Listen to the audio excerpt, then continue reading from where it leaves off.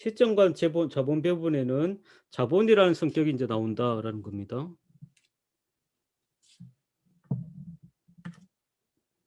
자본이라는 게 있다라는 건데, 자본이라고 하는 것은 생산된 것 중에서 미래의 소비 확대 가능성을 위해서 현재의 소비로 쓰여지지 않고 남은 것을 자본이라고 한다. 미래의 소비를 증가시키기 위해서 현재 쓰지 않고 남긴 것을 자본이라고 그런다라는 거죠. 그래서 미래에 예상되는 수익을 위해서 현재 소비를 희생을 하게 될 때 그것을 자본이라고 부른다라는 거죠. 보통은 이제 뭐 생산 증가를 위해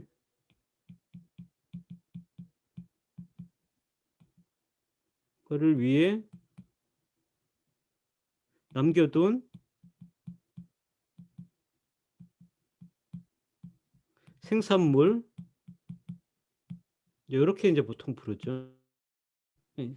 그걸 좀 다르게 생각하면 생산 증가는 뭐에 쓸 거냐 이렇게 하면 생산 증가, 그 생산을 증가시킨 걸 미래에 쓰게 될 거니까요. 그죠?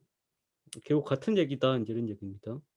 그 시점간 자원 배분 문제는 뭘 거냐라고 했을 때 현재 소비하고 미래 소비를 어떻게 연계시킬 거냐. 그러니까 어떤 경우에 인제 현재 소비를 많이 하고 어떤 경우에 미래 소비를 더 많이 하게 될 거냐. 또 그 현재 소비와 미래 소비를 조정해 주는 그 매개가 되는 변수는 뭐가 될 거냐 인제 이런 얘기가 되겠습니다. 그래서 인제 그 현재 소비를 더 많이 할 거냐 미래 소비를 더 많이 할 거냐라고 하는 것은 시간 선호율에 따라서 결정이 되는 거고요.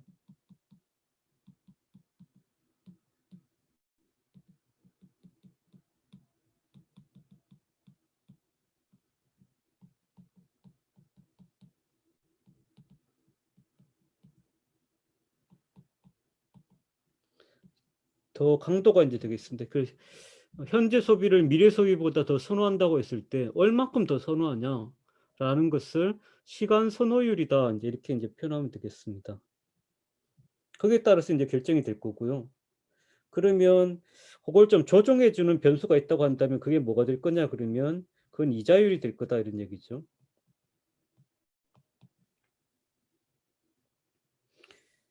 그래서 어떤 사람이 자신의 전생에 걸친 자원 배분을 통해서 특정한 현재 소비와 미래 소비의 조합을 선택하게 될 때 그는 자본 축적에 대한 결정도 동시에 내리는 셈이다. 그러니까 자본 축적이 저축을 한다라는 거니까요. 저축을 하면 투자로 이어지고 투자하면 자본이 될 거니까 그런 의미예요. 그러니까 현재 소비를 이 얘기는 달리 얘기하게 되면 현재 소비를 결정하고 미래 소비를 결정한다는 얘기는 다르게 표현하게 되면 현재 소비와 저축을 결정한다. 이렇게 표현할 수도 있습니다. 저축은 미래 소비가 될 거니까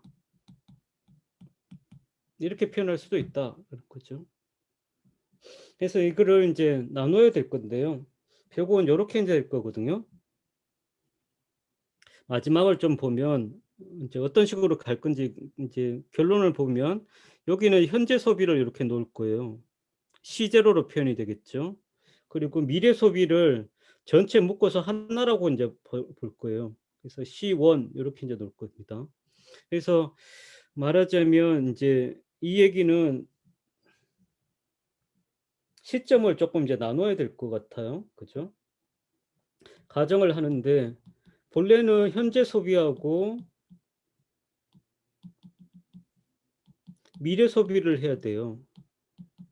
그런데 시점을 요렇게 인제 나눠 보면 0, 1, 2, 3 점점점 이렇게 해서 뭐 T기까지 있다고 치면 여기를 현재라고 잡았을 때 이 모든 기간이 다 미래가 되잖아요. 미래 여기 그러면 각각에마다 다 미래 소비가 있을 거예요. 그죠? 근데 이걸 다 따지기는 힘들거든요. 그러니까 요걸 좀 간단하게 만들기 위해서 두 시기만 존재한다고 가정을 합니다.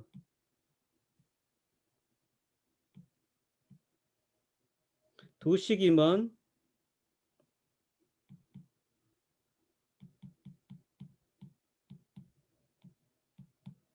존재한다고 인제 가정을 인제 합니다.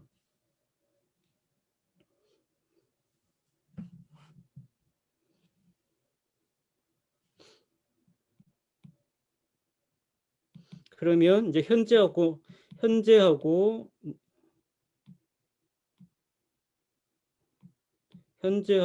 이제 미래가 이제 존재하는 셈이죠. 현재를 0이라고 표현하고 미래를 1이라고 이제 표현해 봐요. 그러면 현재 소비가 있고 미래 소비가 있겠죠. 미래 소비가 있고 이렇게 되겠죠. 그러면 현재 소비는 시제로가 될 거고 미래 소비는 이제 1이 될 거고 이렇죠. 이렇게요. 그러니까 요거는 뭐 이렇게 생각을 해 봐요. 그냥 청년기, 네, 장년기 요렇게 두 개로만 나눠져 있다. 일생이 두 개밖에 없다. 뭐 이렇게 생각하면 이제 되겠죠. 그죠? 그래서 여길 때 요거 무차별 곡선을 이제 생각할 수 있겠어요. 여기서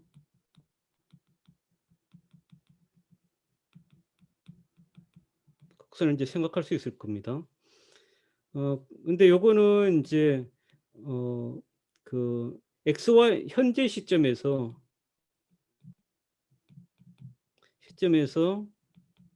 XY 선택하는 거하고 이제 유사할 거다 이런 얘기입니다. 그래서 현재 소비하는 것도 재화일 거고요. 시제로도 재화고요. C1도 미래 소비도 재화가 되겠죠. 그죠? 그러니까 둘 다 이제 재화가 될 거다라는 거고요. 그다음에 기타 다른 이제 선호의 과정들을 만족한다고 봐요. 재화가 된다는 다다익선이죠.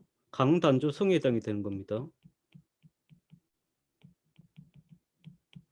선호의 나머지 네 가지 과정들, 그때 볼록성 이런 것들을 이제 만족한다고 가정을 해봐요. 그러면 무차별 곡선이 여기가 본래 x고 y고 이렇게 되면 이런 식의 무차별 곡선이 나오잖아요. I0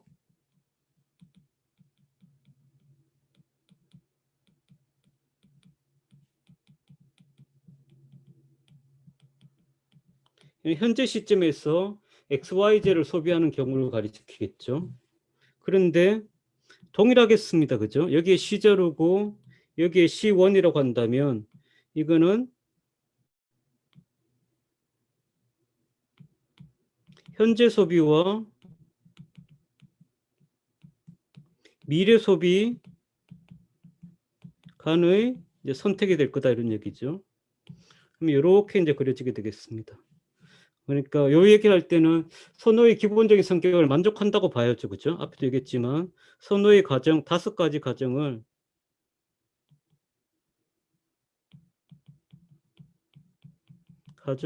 이제 만족한다. 그래서 이제 그 컴플리트니스, 완비성, 그다음에 이행성, 그다음에 강단조성, 그다음에 볼록성, 그다음에 또 하나가 뭐죠? 연속성, 5가지 과정을 만족한다라는 거죠. 그러면 당연히 이제 이렇게 무차별 곡선이 당연히 이제 이렇게 그려질 거다라는 거죠. 그래서 두 개가 동일한 무차별 곡선이다라고 생각할 수 있을 거고요. 그러면 요거 기울기를 계산할 수 있을 텐데 그래서 우리가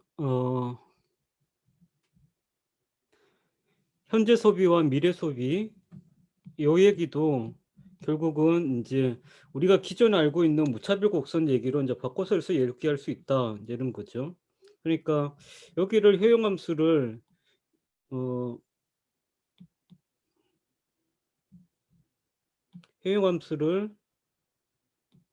u 이퀄 uxy 이렇게 잡는다고 친다면 여기는 효용함수를 C0, C1 이렇게 잡는 것에 불과하다 이런 얘기죠. 그래서 여기를 가장 간단하게 x와 y 뭐 이런 식으로 이제 효용함수를 만들면 여기도 효용함수를 C0, C1 이렇게 만든 것에 불과하다 이런 얘기죠. 그래서 이제 뭐 기울기를 구해보라 이렇게 하게 되면 기울기가 여기는 이제 델타 x, 델타 y 여기가 델타 x가 될 거잖아요. 그래서 델타 x분의 델타 y를 계산하면 기울기가 나올 거고, 그런데 이 기울기는 항상 마이너스가 되니까 플러스 만들기 위해서 이제 마이너스를 붙여주면 될 거고, 그럼 여기도 마찬가지겠죠. 여기도 여기의 변화의 크기는 델타 C0가 될 거고, 여기는 델타 C1이 될 거고, 그럼 기울기는 델타 C0분의 델타 C1이 되겠죠. 근데 양수로 만들어주기 위해서 마이너스를 붙이면 될 거고, 그러면 기울기가 되겠죠. 이게 MRS가 되고, 이것도 MRS가 된다. MRS XY가 될 거고, MRS 1, 2 뭐 이렇게 했을까요? 예. 이렇게 하면 될 거다 이런 얘기죠. 그 다음에 이제 또 하나만 더 나가 보면, 무차별 곡선은 이제 선호를 나타내니까 표현하니까 두 개의 무차별 곡선이 있다고 했을 때 지금 보이는 것처럼 하나는 이제 이렇게 생긴 무차별 곡선이 있고, 또 다른 하나는 이렇게 생긴 무차별 곡선이 있다고 했을 때 현재 소비를 더 선호하는 쪽은요.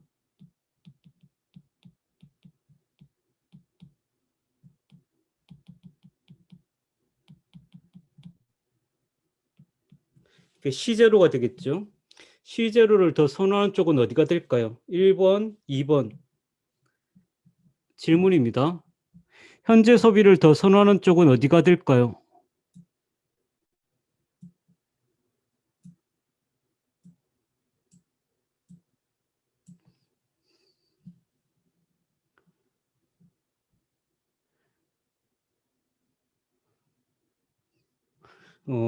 의견이 조금 갈리는데 1번이 현재 소비를 더 선호하는 쪽입니다.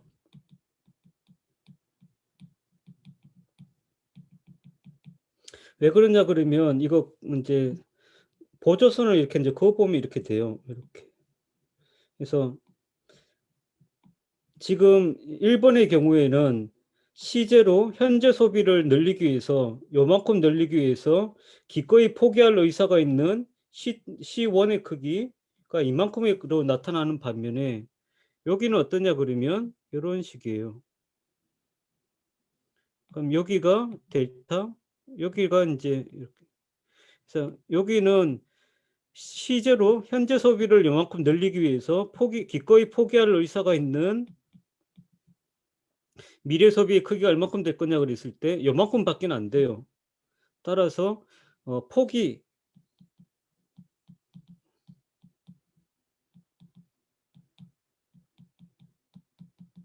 포기하는 재화의 크기가 어떨 거냐라는 것을 기준으로 살펴보면 미안합니다. 포기하는 재화의 크기가 얼마일 거냐 그걸 살펴보게 되면 이쪽 부분에 포기하는 게 더 많잖아요. 포기하는 게 많은 쪽이 가치가 더 높은 거죠. 요만큼을 늘리기 위해서 기꺼이 많은 것을 포기할 수 있다는 거니까 여기를 현재 소비를 더 선호하는 쪽이다 이렇게 이제 볼 수 있는 거겠죠. 그렇고요. 그 다음에 이제 예산선의 문제도 이제 한번 생각을 해봐야 돼요. 지금까지 무차별 곡선에 대해서 얘기했는데 예산선에 대해서도 한번 생각을 해봐야 돼요. 근데 여기에는 보통과가 다르게 뭐가 이제 주어져야 되냐 그러면 부존 자원이 주어져야 돼요. 처음에 부존 자원의 크기가 주어져요. 말하자면 현재의 소득하고 미래 소득이 주어져야 돼요. 그래서 현재 소득이 Y0를 볼 수 있다고 친다면 미래 소득은 Y1을 볼 수 있다라는 게 이제 전제가 이제 돼야 돼요. 그래서 요거는 부존 자원이라서 주어진 것입니다. 그럼 요걸 갖고 인제 경제 주체는 어 돈을 빌려줄 수도 있고요. 활용을 빌려줄 수도 있고 또 더 빌릴 수도 있고 인제 이래요. 요거 활용을 어떻게 할 거냐 그러면 차입을 할 수도 있고 빌려줄 수도 있고 대출을 할 수도 있고 이렇게 할 수 있다 인제 이런 얘기죠. 그러니까 금융시장이 존재한다는 얘기죠.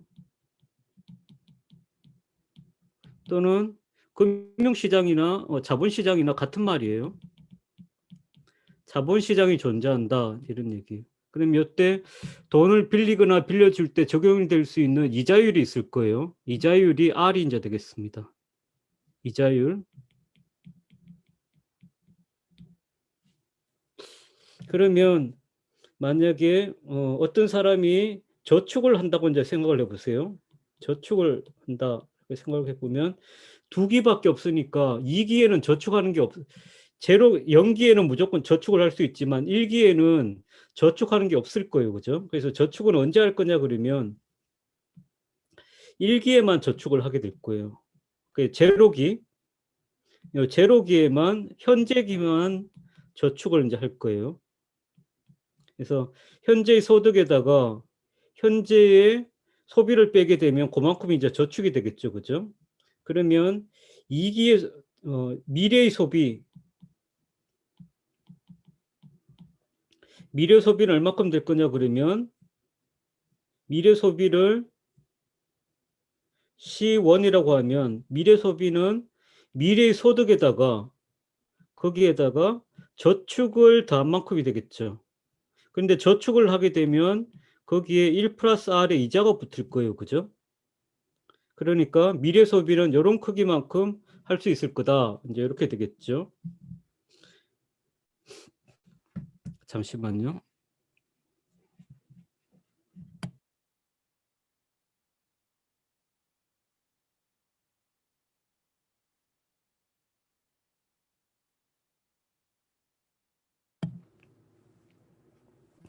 미래 소비는 인제 요만큼 할 수 있을 거다 이렇게 되는 거겠죠. 그러면 여기 S에다가 요거를 이렇게 인제 대입을 해 봐요. 대입을 하게 되면 Y1은 더하기 1 플러스 R에 Y0 그다음에 C0 이렇게 돼요. 그럼 이거를 C0하고 C1, C0 그다음에 Y1, Y0 그러니까 소비와 소득의 크기로 두 개를 나눠서 정리를 한번 해 봐요. 그러면 요거 곱해서 인제 넘길 거니까 1 플러스 R에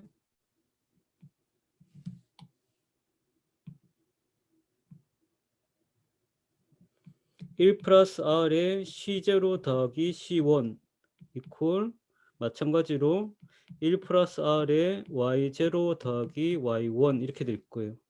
양변을 다시 1 플러스 R로 나눠 주게 되면 C0는 1 플러스 R에 C1 그다음에 다음 여기도 마찬가지로 Y0는 더하기 1 플러스 R에 Y1 인제 이렇게 나올 거예요. 그죠? 그러면 요게 뭐가 될 거냐 그러면 예산 제약이 될 거예요. 예산 제약이 된다.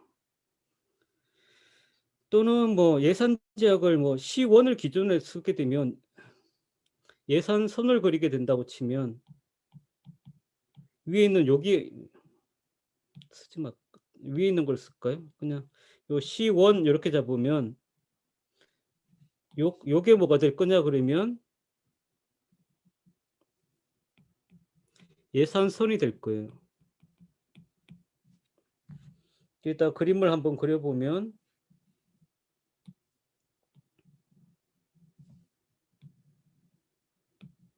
여기가 인제 C0고 여기가 인제 C1이 돼요. 그러면 절편의 크기가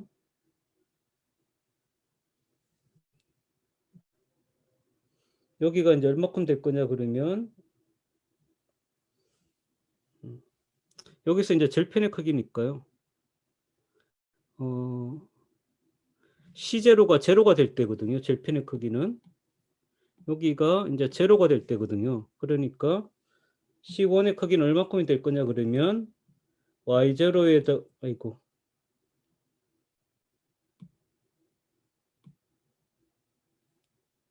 1 플러스 R에 Y0에다가 Y1을 더한 크기만큼이 인제 절편이 될 거고요.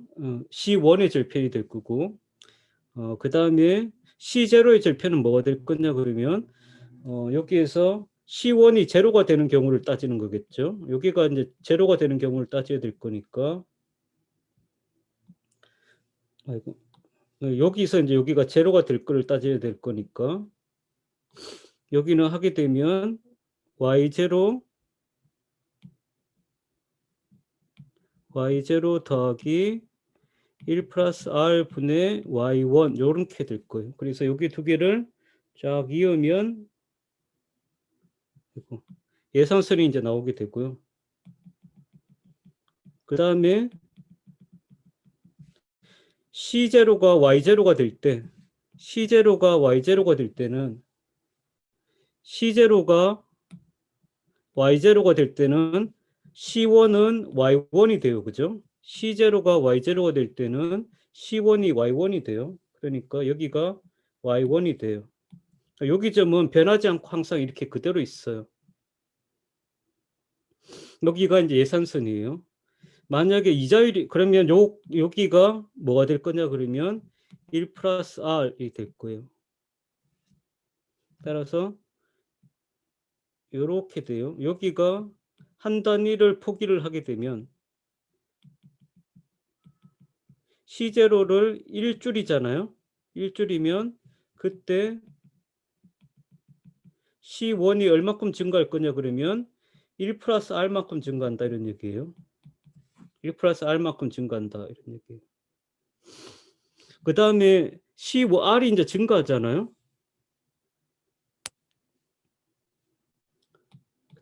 새로 넣을까요?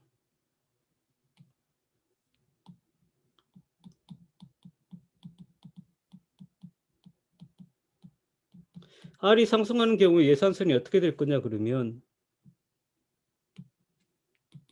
여기가 C0, C1이 될 거고 여기가 Y0, Y1이에요. Y0, Y1은 항상 변하지 않고 항상 있는 거예요. 요렇게 돼 있다가 여기가 인제 1 플러스 R0의 상황이에요. R0에서 R1으로 인제 올라가요, 이자율이. 그러면 어떻게 되냐 그러면 요렇게 바뀌어요, 요렇게.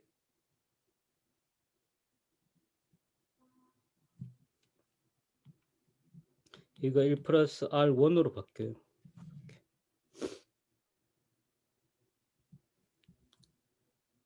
그래서 여기는 가격이 여기는 크기가 Y 1 플러스 R0에 Y0 더하기 Y1 이렇게 되겠지만 여기 점은 어떻게 될 거냐 그러면 1 플러스 R1에 Y0 더하기 Y1 이렇게 될 거예요. 그러니까 Y0보다 Y1이 크니까 Y0보다 Y1이 크니까 이쪽 전체가 더 크게 나타나게 되겠죠, 당연히. 그죠?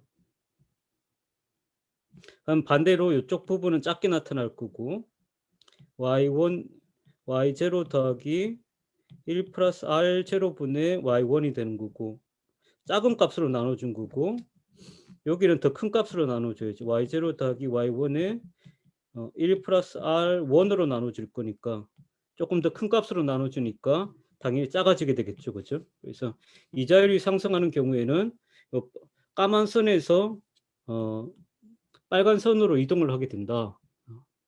회전을 하게 된다. 인제 요렇게 보면 될까요?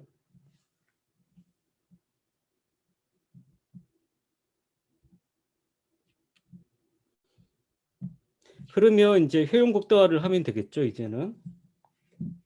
잠시만요.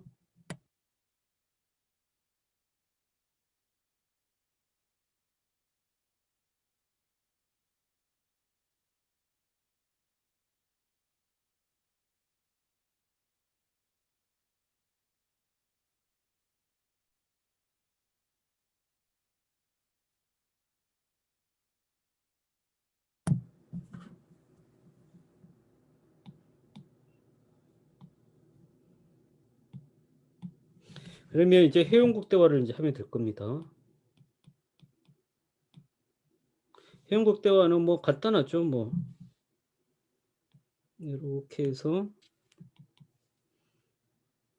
여기가 C0, C1 예산선을 한다 이렇게 이제 그리면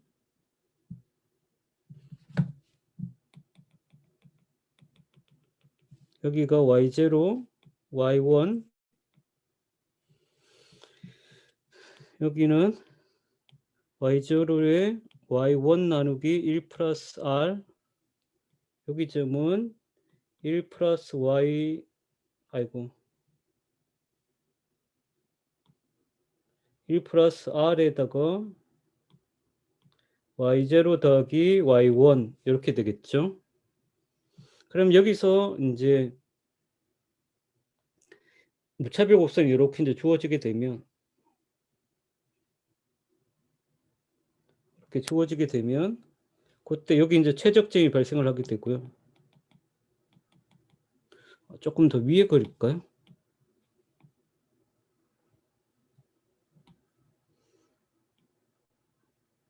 이렇게 해서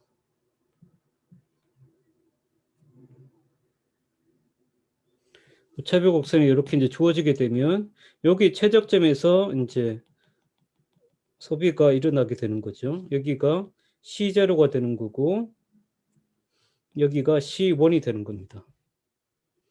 그러면 열었을 때 저축의 크기는 얼마큼 되느냐? 이제 됐죠? 일단 균형점을 찾긴 찾았죠? 저축의 크기예요. 저축 크기는 어떻게 될 거냐 그러면 저축은 S인데 S는 C0 더하기 Y0 이렇게 되는 거잖아요. 그러니까 저축의 크기는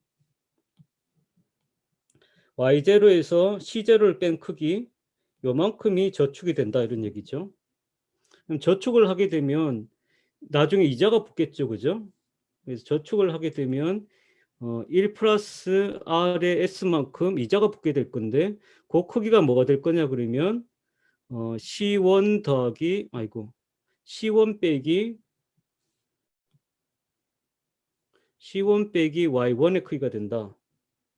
따라서 여기서 요만큼의 크기가 뭐가 됐냐 그러면 S의 1 플러스 R이 된다 이런 얘기예요. 그럼 이 경우에는 이 사람은 차입을 한 건가요? 아니면 대출을 해준 건가요? 자, 질문입니다. 이 경우에 이 사람은 차입을 해준 건가요? 대출을 해준 건가요?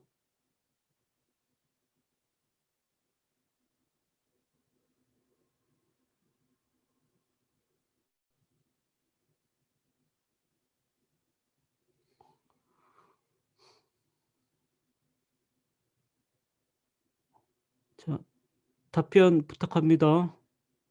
지금 차입을 했나요? 대출을 했나요? 차입을 했을까요? 아,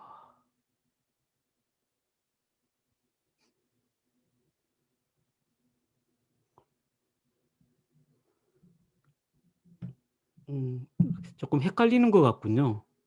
조금 헷갈리는 것 같아. 조금 헷갈리는 것 같아요. 그죠? 조금 헷갈리는 것 같아요. 근데 요 경우는 사실은 대출을 해준 거예요.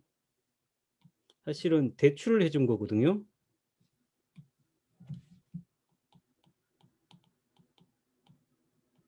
대출을 해준 겁니다. 왜냐하면 Y0보다 C0가 작으니까요. 지금 소득보다 Y0의 의미를 제대로 좀 Y0의 의미가 조금 분명하지 않았던 것 같아요. Y0가 소득을 나타내는 거고요. C0가 소비를 나타내는 거거든요. 물론 현재지만 Y0는 현재의 소득이고 C0는 현재의 소비예요. 근데 소득보다 소비가 많으니까 저축을 한 거고요. 저축을 했다는 얘기는 빌려줬다는 얘기죠. 대출을 해준 거죠. 대출을.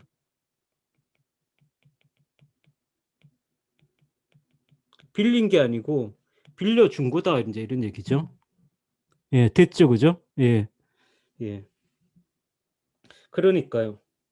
여기도 Y1보다 C0가 크니까요. 어떻게 미래 버는 소득보다 더 많이 소비할 수 있냐 이런 얘기죠. 미래에 벌 수 있는 것보다 더 많이 소비해요. 이전에 저축을 해뒀기 때문에 그렇죠. 그죠? 말하자면 빌려줬기 때문에 그렇죠.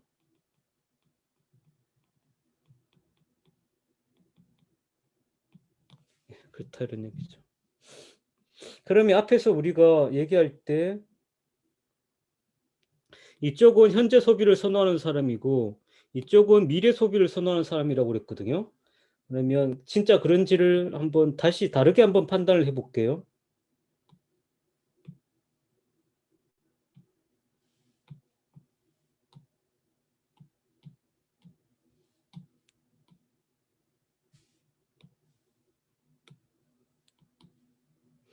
그래서 여기 이제 1 플러스 R이 있어요.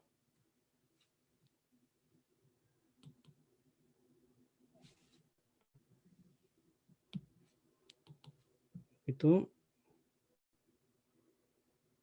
이렇게 1 플러스 R이 있어요. 그러면 아까 좀 기울기가 급한 쪽이요. 기울기가 급한 쪽은 이렇게 돼 있는 거잖아요. 또 여기서 무차별 곡선이 접해요. 그러니까 C0가 많은 사람이에요. 근데 반면에 기차율 이렇게 이제 되겠죠. 이렇게. 그다음에 무차별 곡선의 기울기가 완만한 사람이요.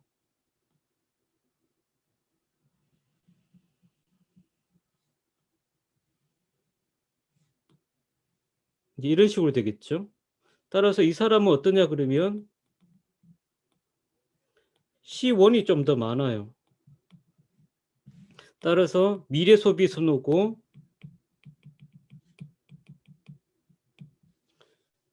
이쪽은 현재 소비 이 선호고 이렇게 되죠.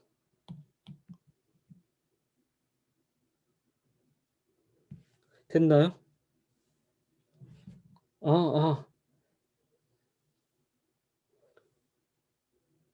그걸 안 했구나. 그럼 여기 요점, 아이고 요점이 아니라 극대화점에 대해서 얘기를 극대화 조건은 뭐가 될까요?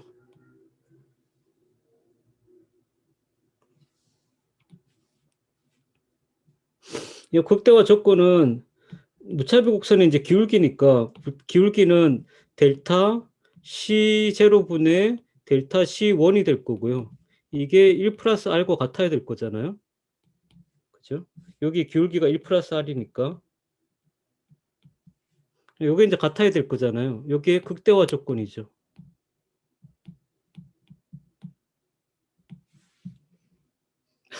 이걸 빠뜨렸네. 제일 중요한 걸 빠뜨렸네. 예. 요게 이제 극대화 조건이죠. 그러면 대충 다 된 것 같아요. 책하고는 약간 좀 다르게 돼 있는데 책에는 좀 구분이 좀 명확하지 않아서 시간 선호율 개념도 없고 이렇게 조금 요게 시간 선호율이에요. 요 기울기. 저도 설명을 제대로 안 했군요.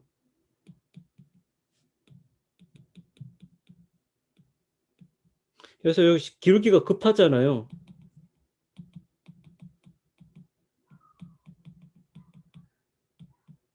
열이 높은 거고 기울기가 완만하잖아요.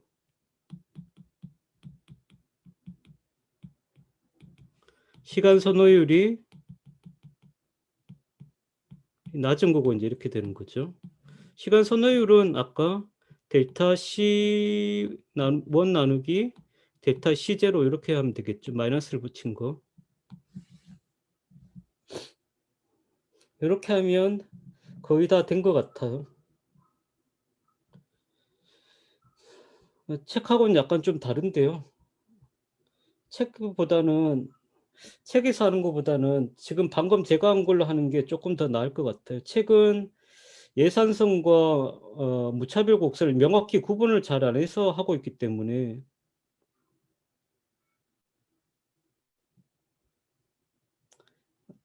뭐 조금 더 하는 게 나을 것 같아요. 하여튼 그다음에는 이제 이자율이 변화되면 어떻게 될 거냐 이제 이런 건데요.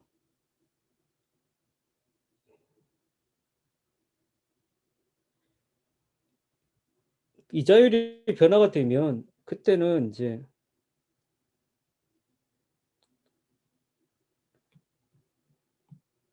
이것도 새로 이렇게 그릴까요? 이자율이 사실 변하는 건 별로 할 필요가 없는데요.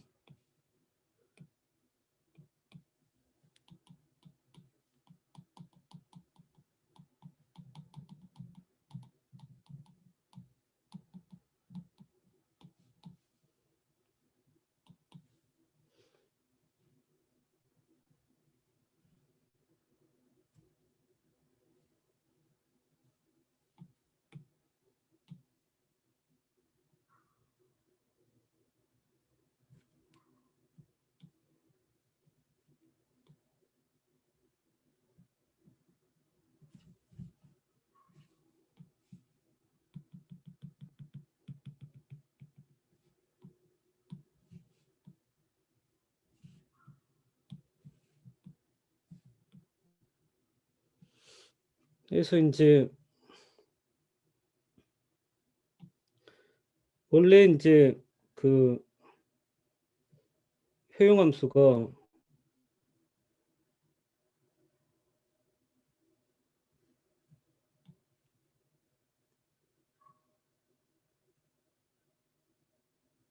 이런 식으로 이제 뭐 돼 있었다고 친다면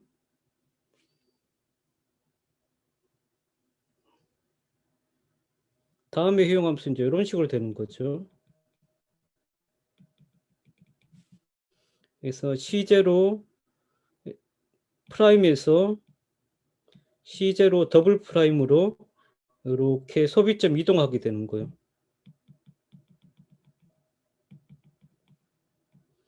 C0 C1 프라임에서 C1 프라임으로 C1 더블 프라임으로 이동하는 거예요. 그래서 이자율이 상승하게 되면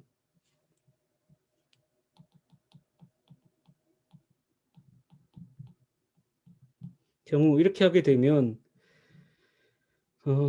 현재 소비는 감소한다.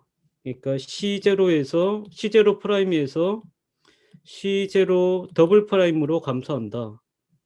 그다음에 미래 소비는 증가한다. C1 프라임에서 C1 더블 프라임으로 증가하게 된다. 이제 이런 얘기죠.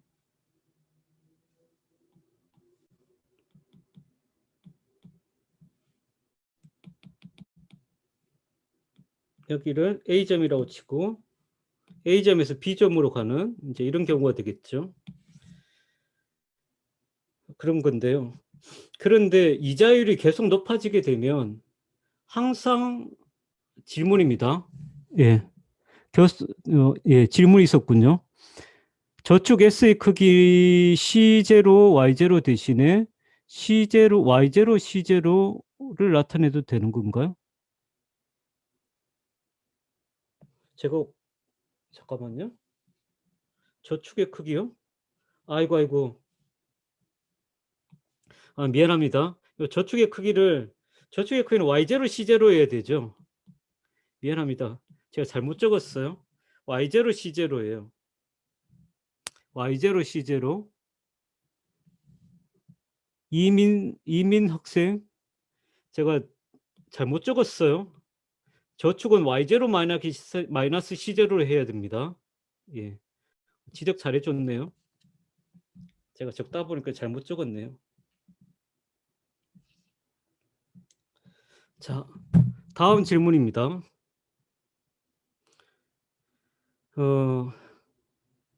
이자율이 상승하면 항상 여기 이자율이 상승한 거잖아요. 이자율이 상승한 경우잖아요.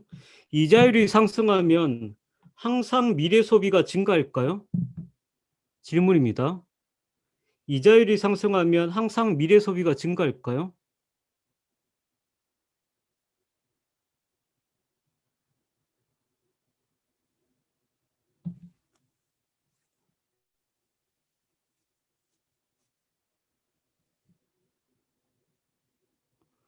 그렇다고요?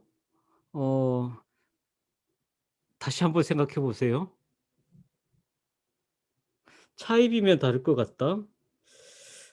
차입의 문제는 영향을 미치지 않습니다. 경우에 따라 다를 것 같다. 힌트는 어 노동하고 비슷하다는 겁니다. 힌트는 노동하고 비슷하다는 겁니다. 이자율이 상승하면 반드시 현재 소비는 줄고 미래 소비는 증가할까요? 말하자면 이자율이 상승하면 저축은 반드시 증가할까요? 그렇죠. 시간 선호율에 따라 다를 수 있겠죠. 그죠? 말하자면 기울기가 어디냐, 같은 이제 무차별 곡선이라고 할지라도 이쪽이냐 이런 거에 따라 다 기울기가 다르니까요. 그죠? 노동의 경우를 이렇게 생각해 보면 노동의 경우를 생각해 보면 가격 소비 곡선을 생각할 때, 그러니까 임금이 점점점 증가하는 거죠. 임금률이 증가하는 거죠. 그죠? 임금률이 증가하게 되면 여가가 점점 줄다가 오히려 다시 늘어요. 그죠? 이렇게 이만큼 줄었다가 여가의 크기가 점점 줄었다가 다시 여가가 늘어요. 그죠? 그때 후방 굴절이 나타나는 거잖아요. 여기가 후방 굴절이에요. 요거를 노동 공급 곡선으로 나타내면, 노동 시간으로 나타내면 이렇게 후방 굴절이 나타나는 거죠. 소득 효과, 대체 효과의 차이 때문에 그런 거죠. 그죠?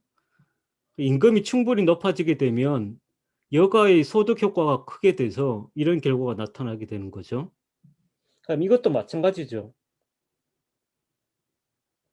이것도 마찬가지로 이자율이 상승한다고 쳤을 때 거기에 따라서 어 소득 효과가 어떻게 나타나냐에 따라서 상이할 수 있겠습니다.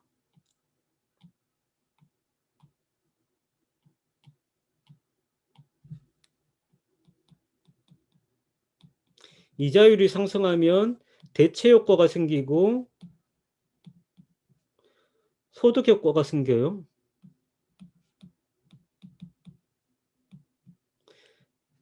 대체 효과는 항상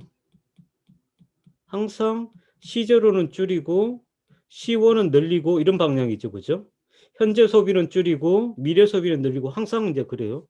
근데 소득 효과는 이게 둘 다 재화기 때문에, 재화고 또 정상재이기 때문에 상황에 따라 좀 다를 수 있어요. 그러니까 어느 정도 넘어서게 되면 일단 둘 다 이제 소득 효과는 둘 다 양수가 될 거고요. 그런데 이자율 상승에 따라서 소득 효과가 어떤 쪽에는 시제로에 강하게 영향을 미칠 수 있어요.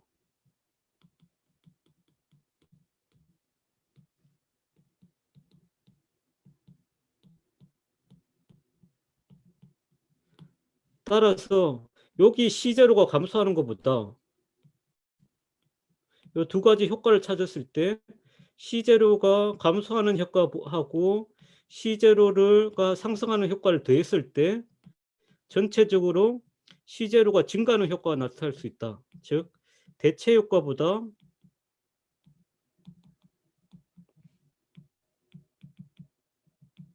소득 효과가 더 강하면, 그렇게 되면 이자율이 상승해도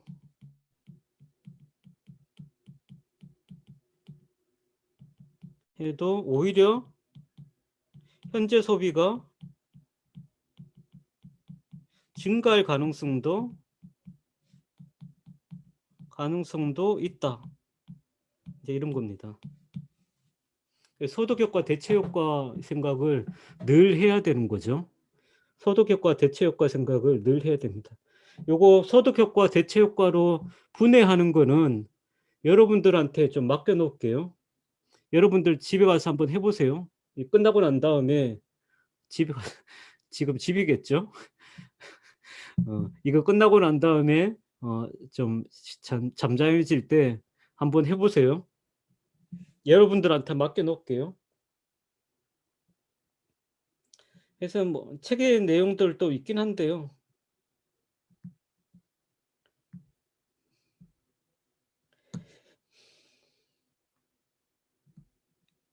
음 책의 내용은 하여튼 참고해서 보시고, 일단 시험은 지금 수업 시간에 한 걸 기준으로 해서 시험에 냅니다.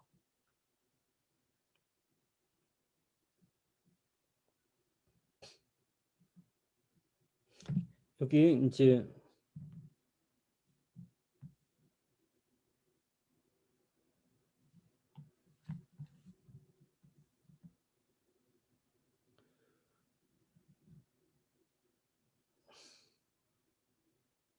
하여튼 뭐 한번 쭉 읽어 보세요. 한번 내용은 다 했으니까요. 그다음에 인제 공급 곡선을 통해서 균형 가격을 도출하자 이런 얘기입니다.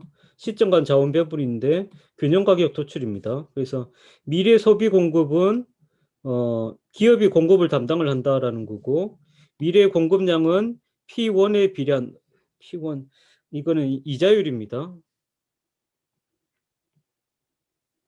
여기서 P1은 무슨 크기냐 그러면 P1의 크기가 요렇게 돼 있어요.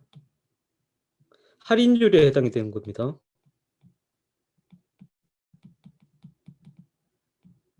할인율에 해당이 되는 크기예요. 따라서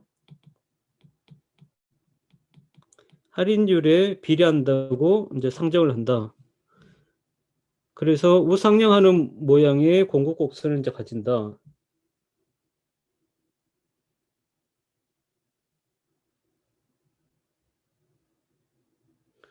그래서 미래 소비의 균형 가격은 두 곡선이 교차하는 F점에서 결정이 된다.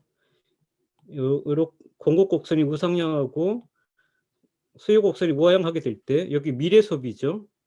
여기 미래 소비고 미래 소비의 상대 가격이고, 이렇게 될 때 이자율이 높아지게 될 때 여기 1 플러스 R분의 1이에요. 이자율이 높아지게 될 때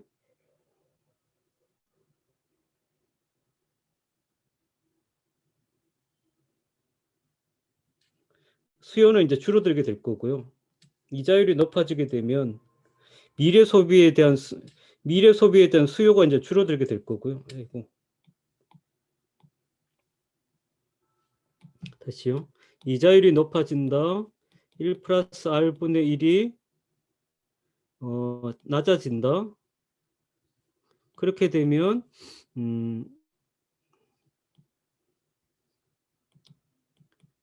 현재 미래 소비가 이제 증가하겠죠.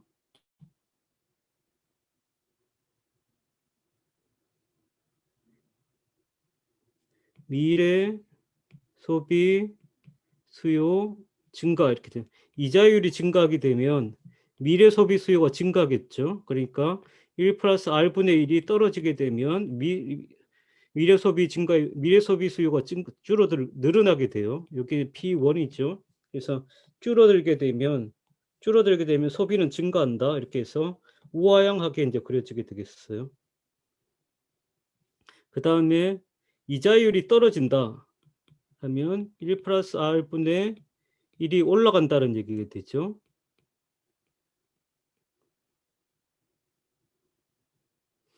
이러면 이제 기업은 이자율이 이제 떨어지는 거니까 아무래도 투자를 더 많이 하게 될 거고요. 그죠?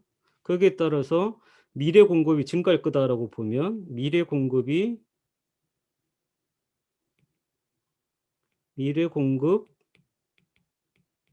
증가한다. 이렇게 될 거고요.